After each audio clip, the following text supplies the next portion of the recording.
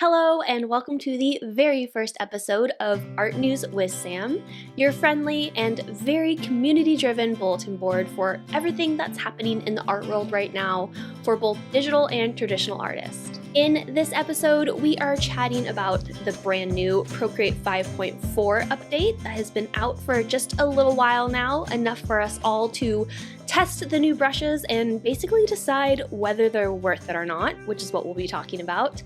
And I will also be discussing the booming, in full swing trend that is art retreats. And I have some helpful tips to help you decide whether or not they are worth the investment. And for the Summer I Turned Pretty fans, I have some very exciting art-related news for you. It is also drawing challenge season, so I will be discussing the most popular drawing challenges that maybe you might want to participate in, as well as some tips for how to avoid burning out when it comes to this very busy season. And lastly, we will be discussing the wave of holiday-related art tutorials and courses that are hitting the internet right now, and I'm going to share with you some of my favorites. So all that and more, let's go ahead and dive into it. Just a quick little note, I made sure to include some timestamps, so if you're only interested in certain parts of the art news segment, you can jump to those and we can chat about those. All right, let's dig in. Up first, the very first thing that I just want to talk about and kind of get out of the way is the Procreate 5.4 update, which has been all everyone's talking about on the internet right now. Like, Procreate, this is a much anticipated update. I feel like they have been kind of teasing it since the new iPad came out, and we've all been waiting patiently because they promised some new brushes and some new brush features, which they definitely delivered on. Procreate got a lot of updates, including Kyle T. Webster's new brushes, and to my surprise, there's a lot of them. There's so much of them that I was even thinking, is this worth it? Only because, and here's my take on this, we all have our opinion, so please don't come for me in the comments, but this is just my personal take. I almost feel like the brush update is like too late. So when Procreate got really popular on social media and everyone started using it, I feel like it was around 2017, 2018. And that is when I started using it pretty much solely for my professional and my personal work. And when it came out, there was a big problem. Like, the Procreate interface was awesome, so much fun to use, so intuitive. Like, Procreate was an immediate success because of its easy to use interface. But one of the things I feel personally like was lacking was the brushes. And while Procreate's native brushes before the 5.4 update, they weren't bad. Like, they weren't, how can I put this? I wasn't able to create the type of work that I wanted to create with the brush set that came natively when Procreate first launched. And I would say that time was when I would really want new brushes. But that was a long time ago, like 8-9 years ago. And since then, there has been many a creator who have come out with their own brush sets. Like, I'm pretty sure if you're in the art world, everyone and their mom is selling brushes. Every big artist that I know of, they make and sell their own brush set. Also, you can find a ton of really quality brush sets for free on the internet. So in the span of 8 years, I personally have discovered a grip of Procreate brush sets that I adore and have fallen in love with and love to use. And I think because of that, when the new update came and it came with so many brushes, I was like, it's going to be kind of hard to get me to switch gears and switch over and leave my tried and true favorites because they are so specific and they are so good at what they do. So I'm really excited to hear from you guys. Like, have you downloaded the new Procreate 5.4 update? Which brushes are you loving using? Like, which brushes are worth my time? Please tell me in the comments, because I have been, I would say, late to the game in exploring these brushes and using them. I'm gonna have a hard time believing that they could replace my other brushes. I am all ears and I am down to try. I do love Kyle Webster, and back in 2015, 2016, I had a Wacom Cintiq palette, which is pretty much an iPad. Like, it had a screen and you could draw on the screen and it was pressure sensitive.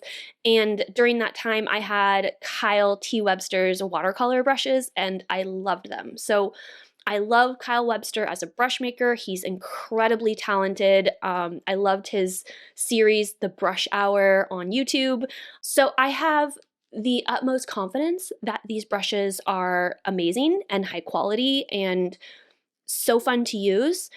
My only thing is the pain point in the market has been passed. Like, has been fulfilled. So if you are an artist on the internet, you have no doubtedly seen and heard of the trend that is art retreats. I would say it started getting really popular like 3, maybe 4 years ago, and now it is just full out booming. It is a huge trend. There are big companies like Uptrek and Trovatrip who have been taking artists, your favorite artist maybe. I know Trovatrip, Jess Karp did a retreat with them. I know Sophie McPike also did a retreat to Ireland with them. But since then, I think Sophie has gone to Uptrek, or her upcoming art retreat is with Uptrek. So this has been a huge, huge trend.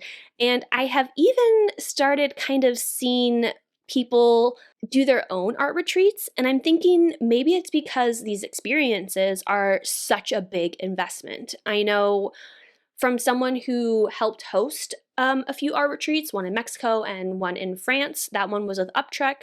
I know they can be quite an investment, and I kind of want to talk about whether or not it's worth it. In my personal experience, helping host 2 art retreats and then going on an art retreat that was hosted by a private, I wouldn't even call them a company, 2 artists who teamed up together and hosted a retreat. I am a huge fan and proponent of art retreats. I feel like you kind of have to be careful which one you invest in, because not all art retreats are created equal. I feel like there's strong things about all different kinds of art retreats, but some of the ones that I've been a part of have been like very fast paced and like, we're going here, we're doing this, like action packed, like schedule packed, and that is not like, I would call myself a type B traveler, not a type A traveler. I like to like explore. And for me, running around, while it was packed, it was just kind of like stressful to me.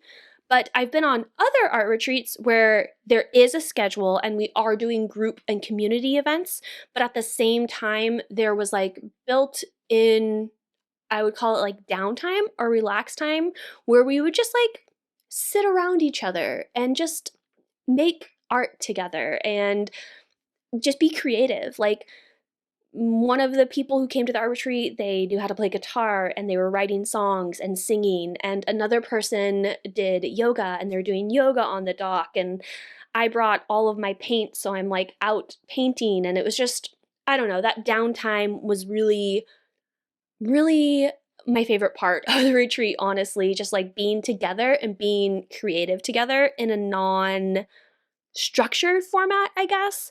So, but I do think art retreats are worth the investment. And I've done a lot of thought about this because they are on the more expensive side.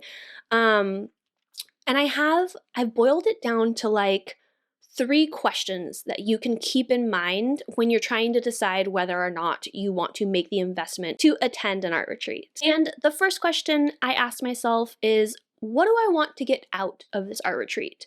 Do I want it to like build my skills? Do I want a sense of community? Do I want to go somewhere and feel inspired? Do I want to go somewhere to just rest and recharge and refuel my creativity? I think that knowing your main goal can really help you decide whether or not it's worth the investment, and it can also help you choose what kind of art retreat that you want to go on. The second question that I ask myself is, does the cost feel like an investment that I'm excited about, or a stretch that could potentially cause me stress? And I think this is very important. I almost feel like this is like a make or break factor, because the retreat that I went on, like, I was just like, here's my money. Like, take my money. I just want to be around you. I just want to be like in your vibe. And I was like I was really excited to spend the money. I was very down for it. Like, they could have kind of made it any price, and I would have been like, I just want to be around you.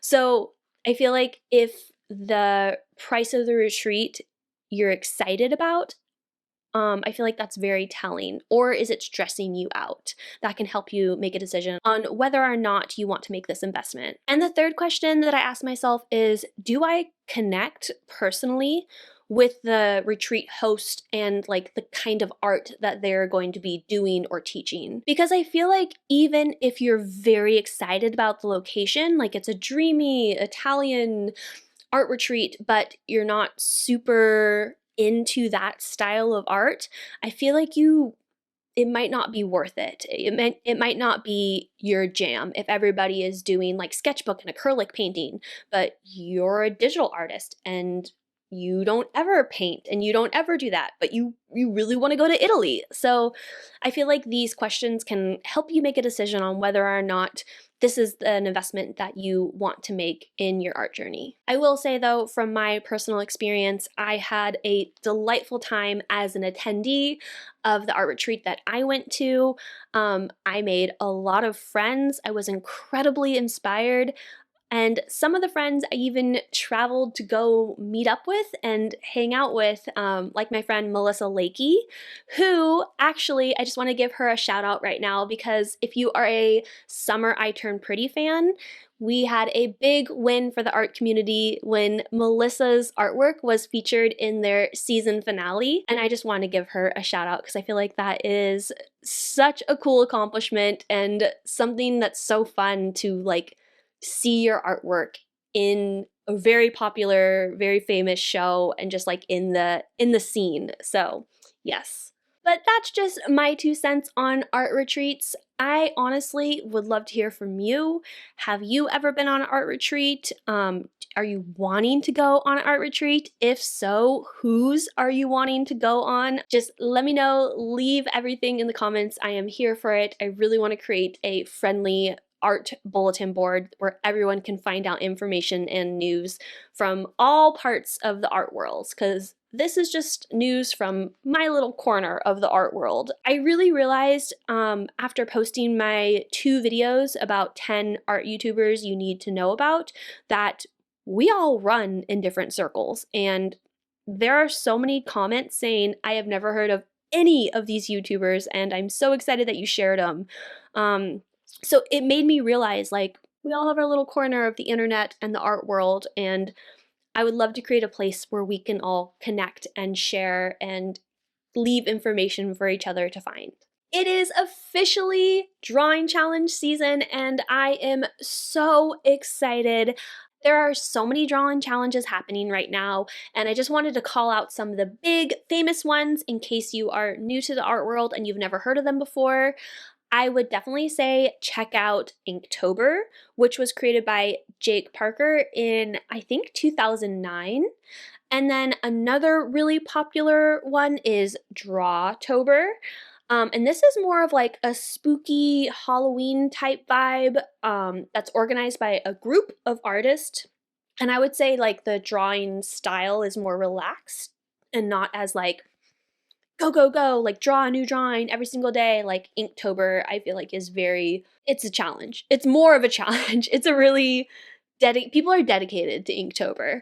Another very popular challenge that people love and have done many, many times is Peachtober. And this is my favorite drawing challenge to watch. I've never participated in Peachtober, but every time it comes around, I get so stoked to be on YouTube because I see all these people making videos about how they're participating in Peachtober, and it's one of the most exciting things for me to watch, to see them do the drawing prompts every day and like how everyone interprets the prompts in different ways. I feel like that little creative aspect is super exciting. One artist in particular that I am very excited to watch right now is, I think her name is Kit Kat Canvas. I think it's all with K's. I'll put a link to it in the video description so you can find her. But she is doing Peachtober, and I think she's creating a video like every day.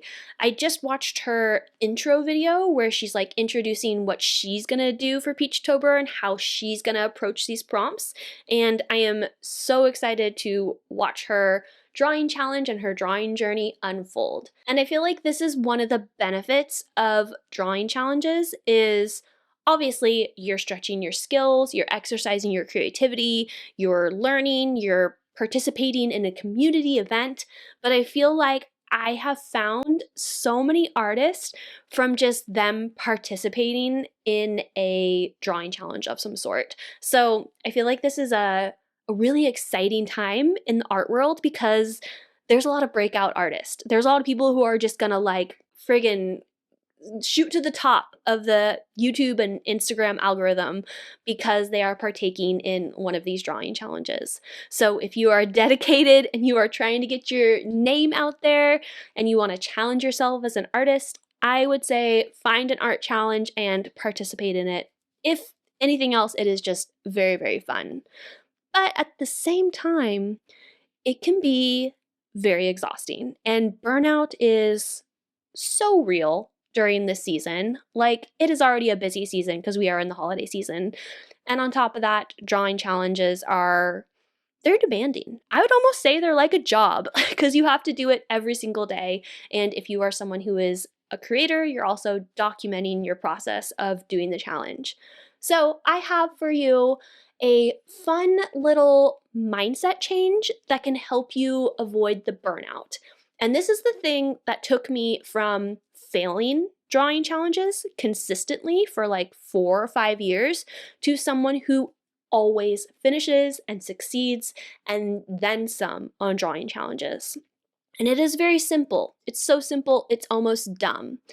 And I basically just replace the word challenge with experiment. Because a challenge is pass or fail. There's a lot of guilt. There's a lot of shame. There's a lot of, oh, I fell off the horse. I didn't complete this drawing challenge. There's a lot of stuff that goes with a challenge. But if you switch your mindset to I'm participating in a drawing experiment, experiments are low pressure, no pressure even. When you do an experiment, you don't pass fail, you just get results. So you kind of start to approach the drawing challenge or the daily prompts in more of a fun, playful, open, experimental vibe. And I feel like that has helped me so much in my drawing journey. And also, you learn. You look at everything, even your failures. You look at your failures as a win because they taught you something. I think you learn the most from your mistakes.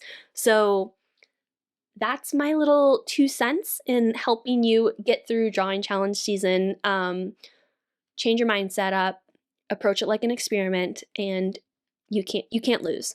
You will win. But that's all the news I have for drawing challenges. But honestly, I would much rather love to hear from you in the comments.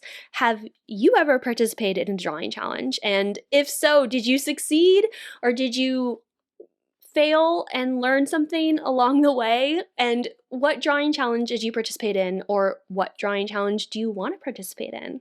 I am all ears and I am excited to talk to you down in the comment section. And last but not least, like I said, we are approaching the holidays, and this is my favorite time to be an artist because I love drawing for spooky season. I love drawing for holidays, Thanksgiving, Christmas. Like, this is my favorite time to be an artist and content creator because there are so many amazing and fun art tutorials and courses coming out right now. And I just want to call out a few that have already taken place that I think are worth checking out. I would also love to hear from you in the comments. Like, let me know what your favorite Halloween or Thanksgiving or whatever vibe tutorial is that you're loving right now. But Andrea Nelson Art, who I have talked about before in my, I think she was in my 10 artists on YouTube video part 1. She just came out with a very adorable ghost postcard, and it's so easy. She just made a little short about it. I'm super excited to do it this weekend. Another person who has some really excited stuff coming out is Nicole Miyuki. She is a lettering artist, a hand letterer, and she is doing a course that's 6 weeks, and it's called Lettering for the Holidays. And you're basically going to be doing lettering, but then you're going to be creating projects that are like you can use for the holidays, which I feel like hand lettering is such a skill that is, you see it every, like you go to Hobby Lobby, you go to Home Goods, you go anywhere, you see hand lettering on these products. So I feel like that course is gonna be fire. Haven't taken it because it hasn't existed yet. So I only know Nicole personally from, I took her hand lettering in-person workshop, like, I don't know, it had to have been 2018, 19. So I know her from that, but she is also associated with Let's Make Art and Sarah Cray's YouTube channel. Which, speaking of, if you are looking for watercolor tutorials that have to do with holidays, definitely check out Let's Make Art YouTube channel. In my part 2 of 10 artists on YouTube you need to know about video, I called out Sarah and I shared a lot of the holiday projects that I have done with her. Like, I think I did a rainbow watercolor ghost tutorial, I did a vintage Santa gouache painting tutorial, and I show my project. But I love her tutorials. They are so good, and she has so many amazing holiday-related art tutorials for you to check out during this time. So those are my picks for courses and tutorials that I think are worth your while right now, but again, I would love to hear from you. What are your favorites right now? Go ahead and leave them in the comments. All right, you guys, thank you so much for hanging out and having a chatty little session about all the different things happening in the art world right now. I really loved putting this video together, so if this is something that you would like me to continue, I would love to keep geeking out over everything that's happening in our little art worlds. All right, I will see you in the next video. Bye! It's a lot of talking. And now the sky is opalite. Oh, ah, ha, ha, ha. Mic check, mic check. 1, 2, 1, 2. Oh my lord, never met someone like you before. All right, I think we're ready.